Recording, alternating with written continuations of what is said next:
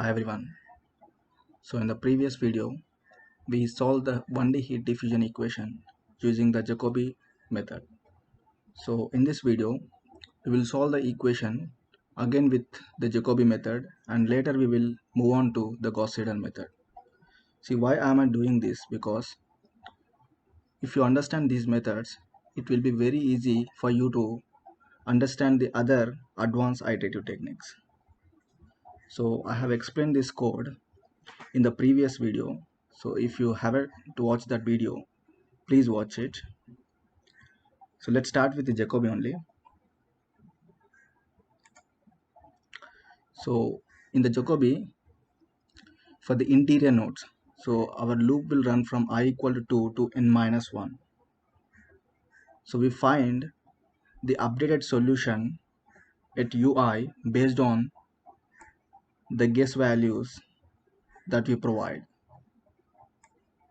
So for example, for u2, the equation will be like 0.5 times u1 plus u old 1 plus u old 3 plus q into delta x square by k. Note that it's just a constant because it doesn't depend on the I value. And for the u3, we use the equation 0.5 times u old 2 plus u old 4 plus some constant. So in this way, we sweep through all the interior nodes. So when we reach the node number I equal to n minus 1, we find the solution based on u old at n. So later, when this loop terminates,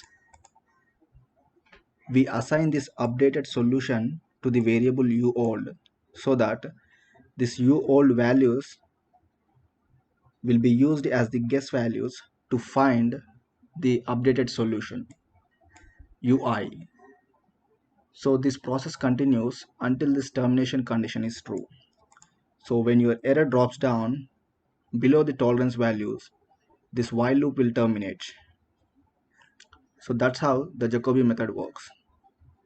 So now let's move to the Gauss-Seidel method. In the Gauss-Seidel method, we do a small modification. That is, we take the information corresponding to the node number I minus 1 from the updated solution itself. So let me explain that. So u at 2 will be calculated as follows: 0.5 into u1 plus u all 3, and for the node number 3, u3 will become u2 0.5 times u2 plus u all 4 plus some constant. So we will sweep through all the interior nodes. So we need to change only one parameter, that is, instead of using u old, if I make it u, then we are solving the equation using the Gauss-Seidel method. So let's run the code.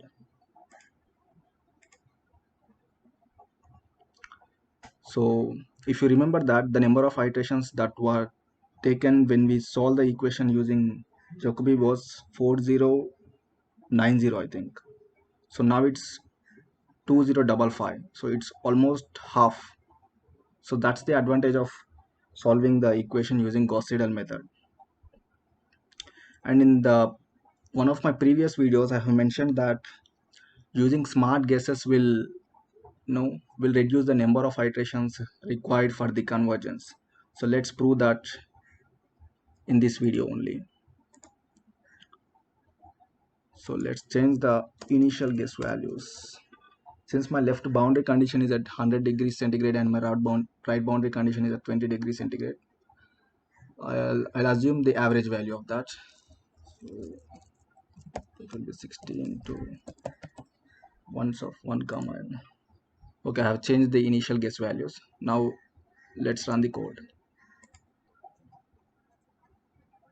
See, it dropped down to 1455.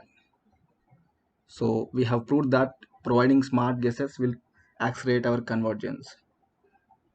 So that's all for this video. Bye.